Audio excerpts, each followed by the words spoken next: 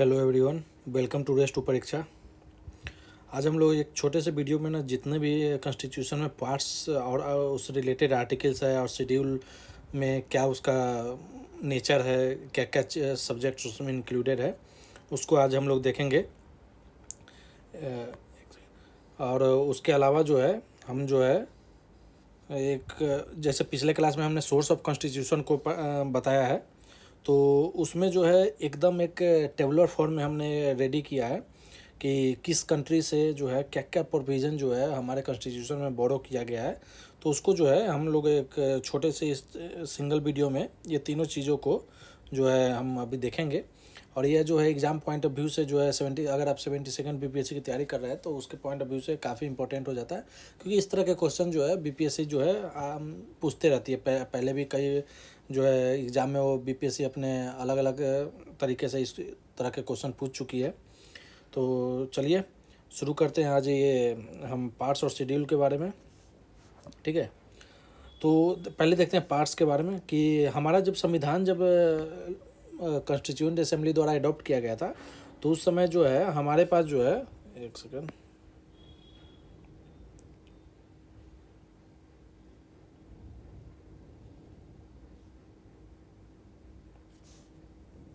एक सेकंड हाँ, चलिए। तो वो जो है हमारे पास 22 पार्ट्स थे, केवल 22 पार्ट्स थे। आज के टाइम में जो एट प्रेजेंट है वो हमारा 25 पार्ट है, मतलब 25 पार्ट्स है हमारे कॉन्स्टिट्यूशन में। ठीक है, तो हम शुरू करते हैं पार्ट्स के। तो हमारा जो पहला पार्ट है वो है आपका यूनियन और टेरेटरी से रिलेटेड।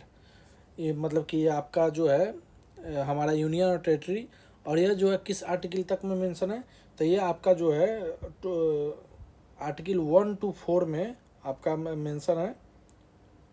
ठीक है, दूसरा पार्ट जो है वो सिटीजनशिप से रिलेटेड है।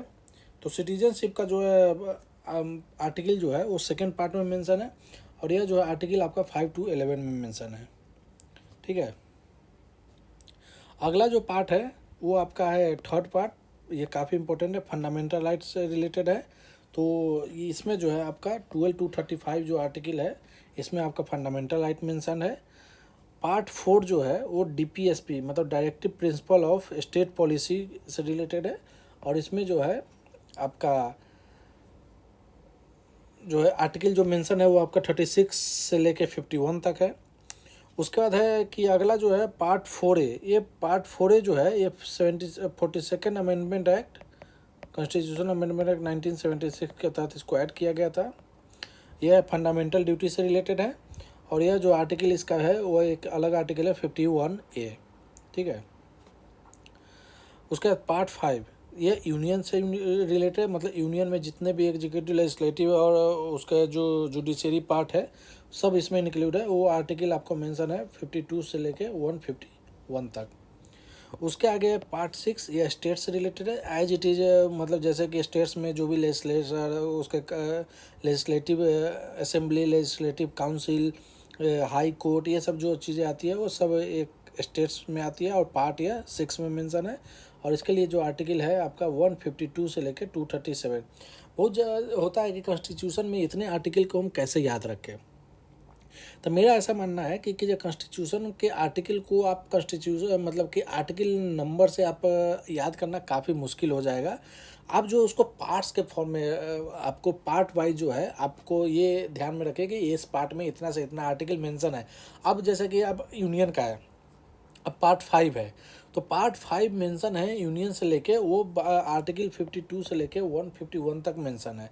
अब आर्टिकल 52 से लेके 151 के बीच में जितने भी तरह के जो आर्टिकल का प्रोविज़न होगा वो सब किससे रिलेटेड होगा, वो सेंटर से रिलेटेड होगा। उसमें अगर आ जाए कि हाई कोर्ट का प्रोविज़न ही है तो कभी ऑप्शन में आ जाएगा। अगर मान लेते हैं कोई ऑप्शन में दिया हुआ सेंटर से ले, जैसे सुप्रीम कोर्ट से रिलेटेड है, और मान लेते हैं 124 दिया हुआ है, एक ऑप्शन 324 दिया हुआ है, 250 दिया हुआ है, 279 दिया हुआ है, तो आपको तो पता है ना कि ये जो सेंटर रिलेटेड चीज़ें है वो आपको 152 से लेकर 151 तक ही होगा। तो उस बेस पे आप एलिमिनेट कर सकते हैं। तो आपको जो है एक तरीका हम ऐसे बता रहे हैं, जैसे मुझे लगता है कि ये इफेक्टिव भी है कि आप पार्ट के तहत जो है आप आर्टिकल को याद रखिए, क्योंकि पार्ट में किस तरह का सब्जेक्ट मैटर आप डील कर रहे हैं, किस पार्ट में, तो उससे आपको बहुत तरह के आइडिया आपको मिल सकते हैं। चलिए आगे देखते हैं पार्ट 7। पार्ट 7 जो है ये इसको जो भी पहले जो है स्टेट का ना शेड्यूल था, शेड्यूल में पार्ट ए बी स्टेट होता था, पार्ट बी स्टेट होता था, उस तरह के जो पार्ट्स है। तो फर्स्ट शेड्यूल में जो भी पार्ट बी का जो स्टेट था उसके बारे में मेंशन था। इसको जो है 7th कॉन्स्टिट्यूशनल अमेंडमेंट एक्ट 1956 के तहत इसको रिपील कर दिया गया था। यह 238 वाला आर्टिकल में मेंशन था। उसके बाद पार्ट 8 ये यूनियन टेरिटरी से रिलेटेड है। तो ये इसका आर्टिकल है 239 से लेके 242। अब जैसे कि 239 से लेके 242 जो है वो यूनियन से रिलेटेड है, पार्ट 8 का सब्जेक्ट, पार्ट 8 के से रिलेटेड है। अब अगर दिल्ली के बारे में पूछेगा तो क्या होगा, 239 से लेकर 242 में कोई भी अगर उसका सब आर्टिकल होगा, सब क्लॉज होगा, किसी आर्टिकल का सब क्लॉज होगा, तो उसमें ही वो आपका मेंशन रहेगा। पार्ट 9 ये पंचायत से रिलेटेड है, यह 243 से लेकर 243 तक है। पार्ट 9 ये म्यूनसिपलिटी से रिलेटेड है, 243 से लेकर 243 ZG। उसके बाद पार्ट 9B ये कोऑपरेटिव सोसाइटी से रिलेटेड है, 243 ZH से लेकर 243 ZT तक यह मेंशन है। ठीक है। उसके बाद पार्ट 10 ये शेड्यूल और ट्राइबल एरिया से रिलेटेड है, जैसे कि 244 से लेकर 244A, यही आर्टिकल में इस दोनों में मेंशन है। पार्ट 11 जो है रिलेशन बिटवीन जो है यूनियन और स्टेट्स के बीच में क्या रिलेशन है, उससे रिलेटेड जितने भी प्रोविजन है वो आर्टिकल आपको कहाँ से कौन से पार्ट में मेंशन है, तो 11 पार्ट में है। और आर्टिकल इसका है 245 से लेकर 263 तक। उसके पार्ट 12 ये फाइनेंस, प्रॉपर्टी, कॉन्ट्रैक्ट्स और सूट्स इससे रिलेटेड है। तो इसमें जो है आपका पार्ट 12 में 264 से लेकर 300A तक का आपका है, आपका पार्ट 12, जिसमें फाइनेंस, प्रॉपर्टी, कॉन्ट्रैक्ट और सूट्स आपका मैटर आते हैं। उसका आता है पार्ट 13 ट्रेड, कॉमर्स और इंटरकोर्स से रिलेटेड है, 301 से लेके आपका 307 तक यह आपका मेंशन है। उसके बाद पार्ट 14 जो है वो services and union and state से रिलेटेड है, जो भी सर्विसेज अंडर यूनियन और स्टेट से रिलेटेड है। इसमें जो है आपको आर्टिकल जो मेंशन है वो 308 से लेकर 323 तक मेंशन है। उसके बाद एक है पार्ट 14A, यह कॉन्स्टिट्यूशनल अमेंडमेंट एक्ट के तहत इसको ऐड किया गया है, ट्रिब्यूनल से रिलेटेड है। और ये 323A से लेकर 323B में है। ये अब इसमें जो है जब हम आर्टिकल में कुछ इंपॉर्टेंट आर्टिकल का भी हम एक वीडियो लाएंगे, एक सिंगल वीडियो, जिसमें जितने भी इंपॉर्टेंट आर्टिकल है जो आपके एग्जाम पॉइंट ऑफ व्यू से इंपॉर्टेंट है उसको हम उसमें देखेंगे। तो अभी हम उसको मतलब कि बाद में अगले 1-2 दिन में हम उसको जो है रेडी करके आपके लिए प्रोवाइड करा देंगे, जो जो इम्पोर्टेंट आपका आर्टिकल है एग्जाम पॉइंट ऑफ व्यू से। उसके बाद है पार्ट 15, ये बहुत इंपॉर्टेंट है, इलेक्शन से रिलेटेड है, 324 से लेकर 329A तक जो है आर्टिकल है। उसका 16 जो है special provision related to certain class, कुछ सर्टेन क्लास के लिए जो खास प्रोविजन है, जैसे 330 से लेकर 342 तक में वो मेंशन है। पार्ट 17 ये ऑफिशियल लैंग्वेज से लेकर रिलेटेड है, 343 से लेकर 351 तक है। पार्ट 18 जो है वह इमरजेंसी प्रोविजन से है, 352 से लेकर 360 तक। आपको 3 तरह की इमरजेंसी है, आपका एक है नेशनल इमरजेंसी, एक है स्टेट इमरजेंसी जिसे प्रेसिडेंट रूल भी कहते हैं, और एक है फाइनेंशियल इमरजेंसी। पार्ट 19 मिसलेनियस से रिलेटेड है। पार्ट 20 जो है अमेंडमेंट ऑफ द कॉन्स्टिट्यूशन से रिलेटेड है, ये आर्टिकल 368 है आपका। पार्ट 21 टेम्प्रोरी ट्रांजिशनल और स्पेशल प्रोविजन है। और पार्ट 22 जो है short title commencement authority text है। तो ये सब जो है आपका टोटल 22 पार्ट हो गए। अब ये जो है इसमें जो है आपको जो भी चीज़ें हैं 1-2 बार इसको देखिएगा, 1-2 बार पढ़िएगा, आपको जो है आर्टिकल, इससे जो है आपको आर्टिकल जब हम बताएंगे ना तो उसमें भी आपको हेल्प करेगा कि यह कौन से पार्ट्स में आता है, तो उससे भी आप इसको कनेक्ट कर सकते हैं। ठीक है, चलिए आगे देखते हैं, आगे शेड्यूल को देखते हैं कि कौन सा शेड्यूल में कौन सा सब्जेक्ट मैटर आते हैं। ठीक है, तो जैसे कि हमारे पास कितने शेड्यूल है, तो हमारे पास टोटल जो है अभी 12 शेड्यूल है। पहले जो है जब हमारा कॉन्स्टिट्यूटेंट असेंबली जो द्वारा जब कॉन्स्टिट्यूशन अडॉप्ट हुआ था तो उस समय टोटल 8 शेड्यूल था। उसके बाद अमेंडमेंट के थ्रू जो है इसमें और भी 4 शेड्यूल ऐड किया गया, और जो है हमारा जो एट प्रेजेंट है वो आपका कितना है, तो एट प्रेजेंट आपका 12 जो है शेड्यूल है। अब देखते हैं शेड्यूल के बारे में। तो फर्स्ट शेड्यूल को देखते हैं। तो फर्स्ट शेड्यूल में आपका जो है स्टेट्स का नाम, यूनियन स्टेट्स और यूनियन टेरिटरी का नाम और उसके जो टेरिटोरियल जुरिस्डिक्शन है, मतलब उसकी कितनी क्षेत्र सीमा है, उसके बारे में मेंशन है। सेकेंड शेड्यूल में सैलरी अलाउंसेज इमोलूमेंट्स, जो भी कॉन्स्टिट्यूशनल अथॉरिटीज़ है उसके सैलरी अलाउंस और उसके जो भत्ता मिलते हैं उससे रिलेटेड आपके मेंशन है सेकेंड शेड्यूल में। थर्ड शेड्यूल जो है forms of oath and affirmation, ये जो है आपके जो ओथ से रिलेटेड है आपके थर्ड शेड्यूल। फोर्थ शेड्यूल जो है ये allocation of seats in the Rajya Sabha में सीटों का जो एलोकेशन है उसके बारे में जो है फोर्थ शेड्यूल में मेंशन है। फिफ्थ शेड्यूल जो है ये administration and control of scheduled area and scheduled tribes, मतलब किसी भी शेड्यूल ट्राइब्स और शेड्यूल एरिया को जो है एडमिनिस्ट्रेशन कैसे होगा, उसका कैसे कंट्रोल किया जाएगा, इसके बारे में जो मेंशन है वो आपको फिफ्थ शेड्यूल में मेंशन है।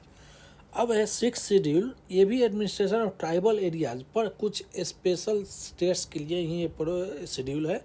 सिक्स शेड्यूल ये जरूर याद रखिएगा, चारों स्टेट्स का नाम, एक है असम, मेघालय, त्रिपुरा और मिजोरम। तो आप जैसे कि ये नॉर्थ ईस्ट का जो चीज़ें देखते हैं, ठीक है ना, तो यहाँ पे देखिएगा ना कि जो नीचे का जो स्टेट्स है ना केवल उसी को इंक्लूड किया गया है, ठीक है। तो ये है असम, मेघालय, त्रिपुरा और मिजोरम।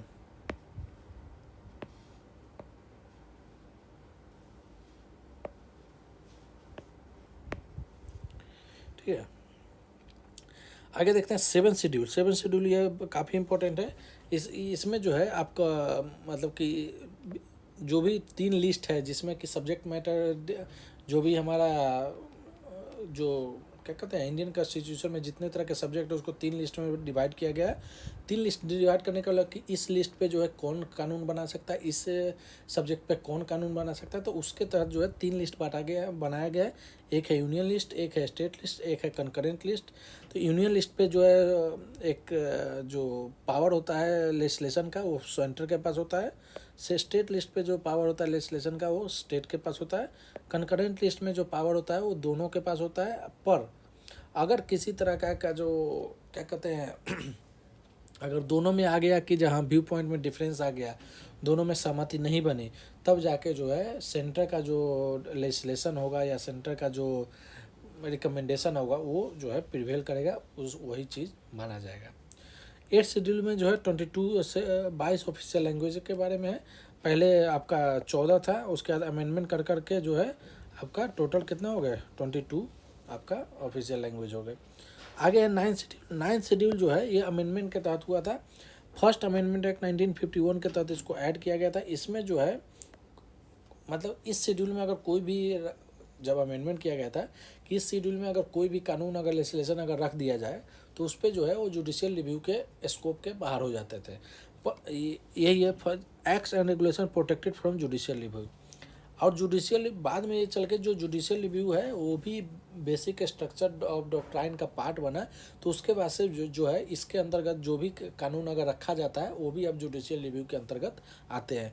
क्योंकि पहले क्या था ना, जुडिशियल रिव्यू में यह बताया नहीं गया था कि जुडिशियल रिव्यू और बेसिक स्ट्रक्चर ऑफ डॉक्ट्राइन, जो कि बेसिक स्ट्रक्चर ऑफ डॉक्ट्राइन कौन से केस के में ये इवॉल्व हुआ था, तो ये जो है एक केस हुआ था केशवा नंदा केस 1973। इस जो केस के तहत जो है ये सबसे हाईएस्ट बेंच वाला एक केस था। इसमें जो जजेस का जो बेंच था वो अभी तक की इंडियन हिस्ट्री में जो है वो सबसे हाईएस्ट बेंच रहा है। तो ये केस के तहत जो है बेसिक स्ट्रक्चर ऑफ डॉक्ट्राइन का जो कंसेप्ट है वो इवॉल्व हुआ और उसी में बताया गया कि बहुत से अब देखिए बेसिक स्ट्रक्चर ऑफ डॉक्ट्राइन क्या है ना, हमारे इंडियन कॉन्स्टिट्यूशन में कहीं भी क्लियरली डिफाइन नहीं है। तो ये एक है कि हम बेसिक स्ट्रक्चर है का मतलब कि जो इंडियन का जो सुप्रीमेसी है, जैसे कॉन्स्टिट्यूशन का सुप्रीमेसी है, ये सब हमेशा मेंटेन रहता है। जुडिशियल रिव्यू भी जो है एक तरह से बेसिक स्ट्रक्चर ऑफ डॉक्ट्राइन का ही कंसेप्ट माना जाता है।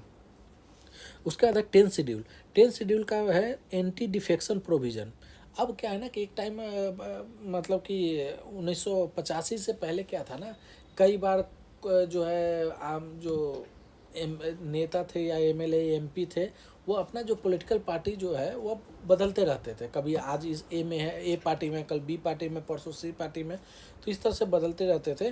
तो उसके रोक के लिए और कॉन्स्टिट्यूशन को और इंडियन डेमोक्रेसी को स्टेबल करने के लिए जो है 10th शेड्यूल लाया गया 52nd अमेंडमेंट एक्ट 1985 के तहत।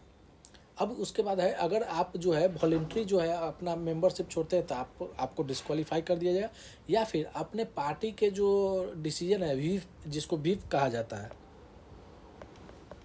अगर पॉलिटिकल पार्टी के जो डिसीजन है या फिर उसके डिसीजन के नहीं माने या फिर उसके डिसीजन के अगेंस्ट में वोट कर दिए, तब पर भी आप पे जो है एंटी डिफेक्शन लॉ जो है लागू हो सकता है और डिस्क्वालीफाई आप हो सकते हैं। मतलब कोई भी जो नेता पॉलिटिकल जो पॉलिटिशियन है वो अगर ऐसा करते हैं तो वो डिस्क्वालीफाई हो जाएंगे। अगला 11 शेड्यूल। 11 शेड्यूल जो है वो पंचायत से रिलेटेड है। पंचायत का क्या पावर है, अथॉरिटी क्या है, उसका रिस्पॉन्सिबिलिटी क्या है, तो इसके बारे में जो है 11 शेड्यूल में जो है मेंशन किया गया। अब इसमें जो एक चीज़ बड़ा इंपॉर्टेंट है कि इसमें कितने सब्जेक्ट मैटर जो है पंचायत द्वारा डील किया जाता है। तो पंचायत जो डील किया जाता है उसमें 29 सब्जेक्ट है, और इसको जो इंक्लूड किया गया था, इसको जो कॉन्स्टिट्यूशनल स्टेटस का दर्जा जब दिया गया तो वो दिया गया 73rd कॉन्स्टिट्यूशनल अमेंडमेंट एक्ट 1992 के तहत जो है इस चीज़ को जो है पंचायत को जो है कॉन्स्टिट्यूशनल स्टेटस का जो है दर्जा दिया गया। ये गांधी जी के जो एक आइडिया था उस पर जो है एक तरह से गांधी जी का भी एक था कि लोकल लेवल पे भी चीज़ें मतलब काम होना चाहिए। अगला है 12 शेड्यूल। 12 शेड्यूल जो है ये सेम चीज़ है लेकिन म्यूनसिपलिटी से है। जैसे कि रूरल एरिया में पंचायत होता है, अर्बन लोकल बॉडीज़ के लिए जो है पावर, अथॉरिटी और रिस्पॉन्सिबिलिटी जो है म्यूनसिपलिटीज़ का जो है वो 74th अमेंडमेंट एक्ट 1992 के तहत इसको जो है दर्जा दिया गया कॉन्स्टिट्यूशनल स्टेटस का। और इसमें जो है टोटल सब्जेक्ट जो है आपका 18 सब्जेक्ट जो है इसमें म्यूनसिपलिटीज़ द्वारा डील किए जाते हैं। तो ये हो गया आपका 12 शेड्यूल, और आपका ऊपर में जो है 25 पार्ट्स जो है आपको हमने बताया आर्टिकल वाइज। ये हो गए आपका दोनों। आप इस वीडियो को पूरा जरूर देखिए, आप जो है इसको 2-4 बार देखिए, आपको तुरंत जो है आपको याद हो जाएगा। क्या होता है ना कि आप कहीं बैठे हैं जिसमें वक्त आपको पढ़ने का मन नहीं कर रहा, उस वक्त आप केवल इसको सुन लीजिए, आपको ना एक तरह से याद हो जाएगा आपको। वो आपको जो है स्पेशली जो पार्ट्स है वो आपको क्या नाम है आर्टिकल के जो है और उसके प्रोविज़न को याद कराने में जो है आपको रिकॉल कराने में आपको काफ़ी हेल्प करेगा। शेड्यूल में तो सब्जेक्ट मैटर केवल इसमें आर्टिकल उतना इम्पोर्टेंट है नहीं। आगे आते हैं सोर्स ऑफ कॉन्स्टिट्यूशन को देखते हैं कि हम जो है कौन कौन से कंट्री से क्या क्या तरह के कौन कौन सी चीज़ें जो है एडॉप्ट किए हैं। तो सबसे पहले जो देश हम पे राज किया पहले उन्हीं का देख लेते हैं। United kingdom, Britain. तो यहाँ से जो है हमने लिया है पार्लियामेंट्री गवर्नमेंट, मतलब पार्लियामेंट्री फॉर्म ऑफ जो गवर्नमेंट हमारे इंडिया में जो है अभी चल रहा है वो जो है हमने लिया है। वो किससे लिया है, तो वो हमने लिया है यूनाइटेड किंगडम से। रूल ऑफ लॉ मतलब कानून का राज, तो ये भी हमने वहीं से लिया है। कैबिनेट सिस्टम, हमारे पास जो कैबिनेट सिस्टम है वो भी ब्रिटेन का है। लेजिस्लेटिव जो प्रोसीजर है मतलब कानून बनाने के जो प्रक्रिया है यहाँ हमारे देश में, वो भी जो है हमने ब्रिटेन के कॉन्स्टिट्यूशन से लिया है। सिंगल सिटीजनशिप करने का मतलब कि स्टेट और जो कंट्री है दोनों का में जगह जो है जो सिटीजनशिप है वो कॉमन है। जैसे अमेरिका में वो स्टेट सेंटर का एक अलग सिटीजनशिप हुआ और जिस स्टेट से बिलोंग करते हैं उसका अलग होता है। वहाँ पे डुअल सिटीजनशिप मतलब है यूनाइटेड स्टेट्स में।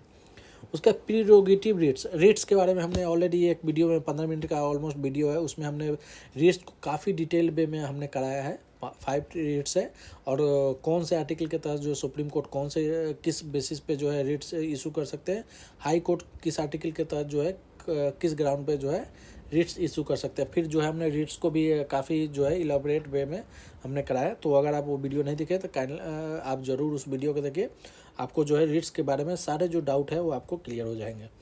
अगला है ऑफिस ऑफ स्पीकर। स्पीकर का जो ऑफिस है मतलब कि अभी जो हमारे जो पार्लियामेंट में जो स्पीकर है अभी कौन है स्पीकर अभी एट प्रेजेंट, तो अभी हमारे जो प्रेजेंट में जो स्पीकर है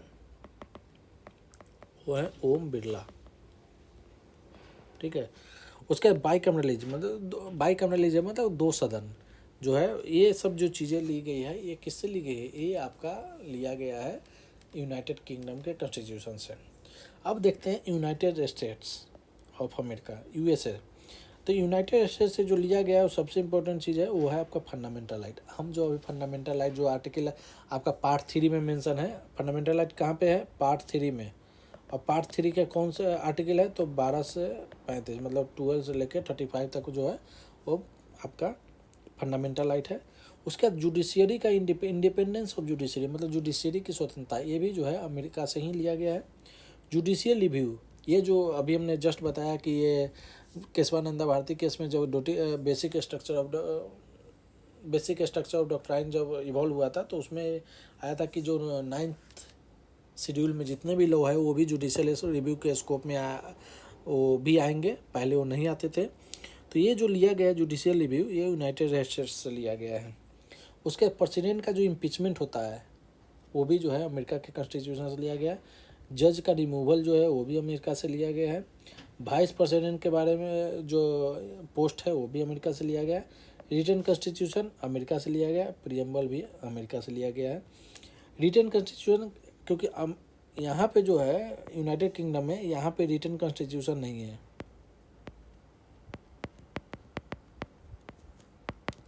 रिटन कॉन्स्टिट्यूशन ब्रिटेन में नहीं है। अब आते हैं आयरलैंड। आयरलैंड से लिया गया सबसे इम्पोर्टेंट है आपका DPSP, directive principle of state policy. अब इसका जो मेन एम है वो है कि वेलफेयर स्टेट को इस्टेब्लिश करना। ये इसका यही है, स्टेट को ड्यूटी बताना कि आप जब लेजिस्लेशन बना रहे हैं, आप कोई भी लॉ बना रहे हैं तो आप स्टेट के जो भी वेलफेयर स्टेट के मद्देनज़र रखते हुए आप जो है एक तरह से रखा गया है कि आप इसको रेफरेंस में ले। ऑब्लिगेशन नहीं है, मतलब कि वो इन्फोर्सिबल नहीं है बाय कोर्ट्स, मतलब कि नॉन जस्टिसिएबल है, like fundamental, unlike fundamental right जो कि जो है काफ़ी मतलब कि कोर्ट द्वारा जो है इन्फोर्सिबल है, जस्टिसिएबल इन नेचर है आपका फंडामेंटल राइट। तो आयरलैंड से लिया गया DPSP।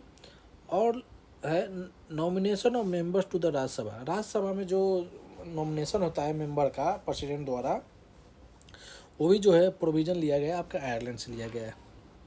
उसके बाद जो इलेक्शन का जो प्रेसिडेंट का जो मेथड है हमारे यहाँ पे, जैसे कि इलेक्शन जो सिंगल ट्रांसफरेबल वोट के थ्रू प्रोपोर्शनल रिप्रेजेंटेशन के तहत जो हमारा होता है उनका प्रेसिडेंट का इलेक्शन, वो उसका जो मेथड लिया गया है वो आपका कहाँ से लिया गया है, वो आयरलैंड से लिया गया है। आगे कनाडा। कनाडा से लिया गया है कि federal system with strong centre. अब जैसे कि फेडरल सिस्टम में स्ट्रॉन्ग सेंटर मतलब कि कहा जाता है ना कि federal nature unitary and spirit जो हमारे कॉन्स्टिट्यूशन के बारे में बताया जाता है, तो हमारा जो इंक्लाइंड है सेंटर के तरफ, तो वो जो लिया गया है वो आपका कहाँ से लिया गया है, कनाडा से लिया गया है। उसके बाद अगर जैसे कोई भी लिस्ट में आपका डिफाइन है आज के टाइम में, मतलब कि जब कानून बना था और अभी, तो अगर कोई भी ऐसा सब्जेक्ट ऐसा जो किसी भी लिस्ट में डिफाइन नहीं है तो उस पर बताया गया है कि उस पर जो है सेंटर का राइट होता है कि उस पर जो लेजिस्लेटिव जो पावर है वो सेंटर के पास होता है। कानून बनाने के पावर जो है रेसिडुअरी सब्जेक्ट पे जो है वो पावर सेंटर के पास। ये भी जो लिया गया है रेसिडुअरी पावर वेस्टेड इन सेंटर, ये भी आपका कनाडा से लिया गया है। उसके बाद है कि appointment of the state governor by the centre.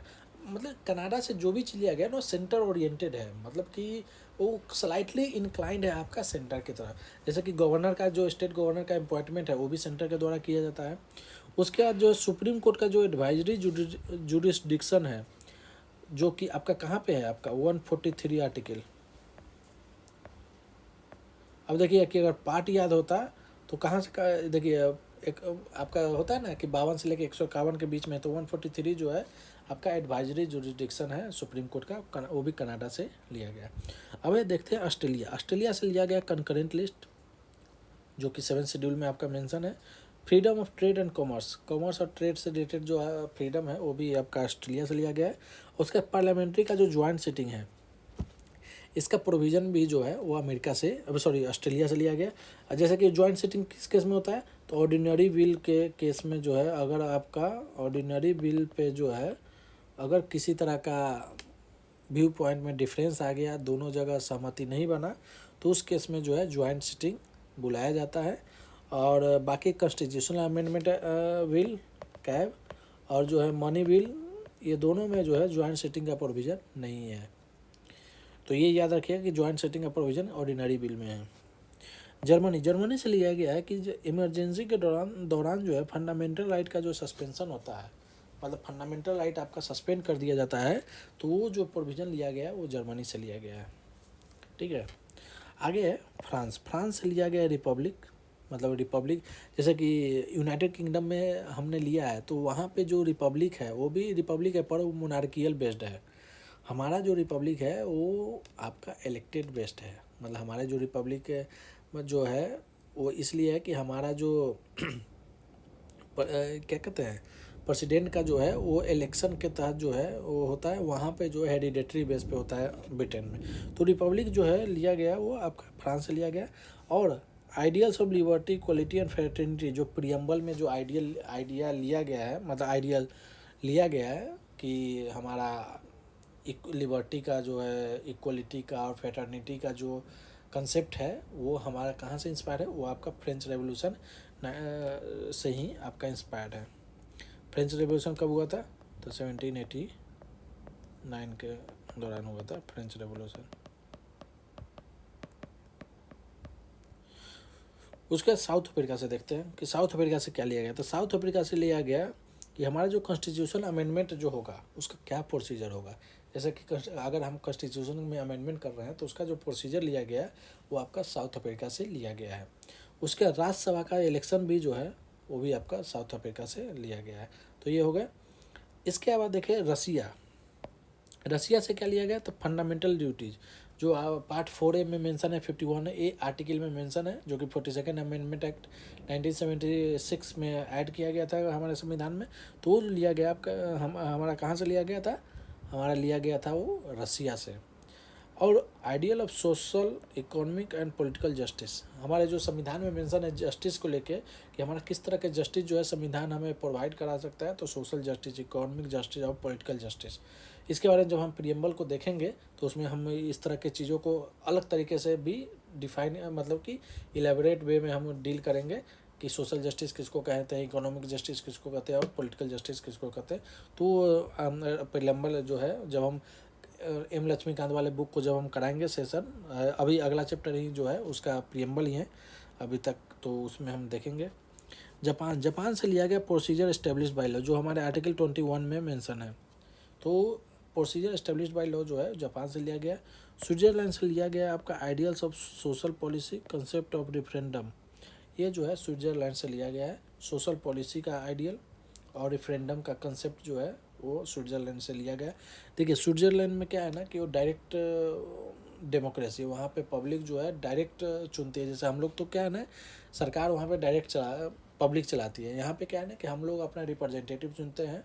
वो रिप्रेजेंटेटिव जो है हमारे बिहाफ पे जो कुछ जो टर्म होता है, डिसाइडेड टर्म होता है, यूजुअली जो है लोकसभा में 5 साल, स्टेट लेजिस्लेटिव असेंबली में 5 साल, तो वो जो है उतना टेन्योर तक यूजुअली जो है वो हमारे द्वारा चुने, मतलब कि आम लोगों द्वारा चुने जाते हैं। और फिर वो अपने अकॉर्डिंग जो है हम लोग, मतलब कि लोगों को ध्यान में रखते हुए जो है अपना काम करते हैं।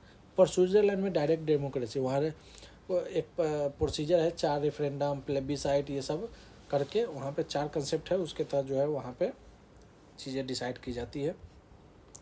अब ज़्यादातर जो प्रोविज़न बताया गया था जब हम सोर्स ऑफ कॉन्स्टिट्यूशन देख रहे थे तो वो अन इंडियन बताया गया था।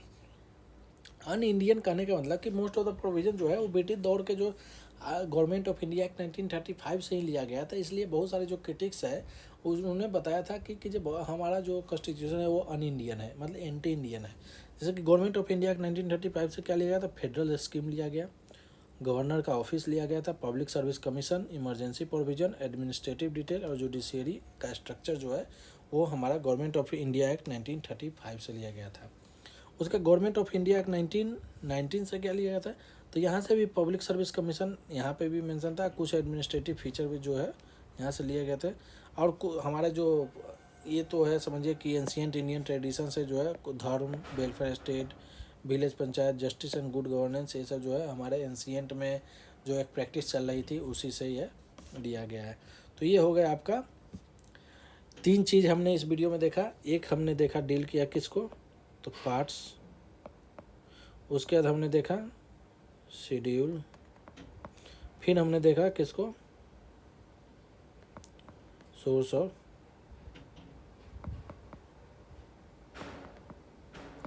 कॉन्स्टिट्यूशन। ये डायरेक्ट पॉइंट वाइज वे में था। तो आप जो है इसको ज़रूर देखिए, आपको जो है काफ़ी हेल्प करेगा। और अगर आप चैनल पे नए हैं तो चैनल को, सेशन को लाइक कीजिए और शेयर कीजिए और चैनल को सब्सक्राइब कीजिए।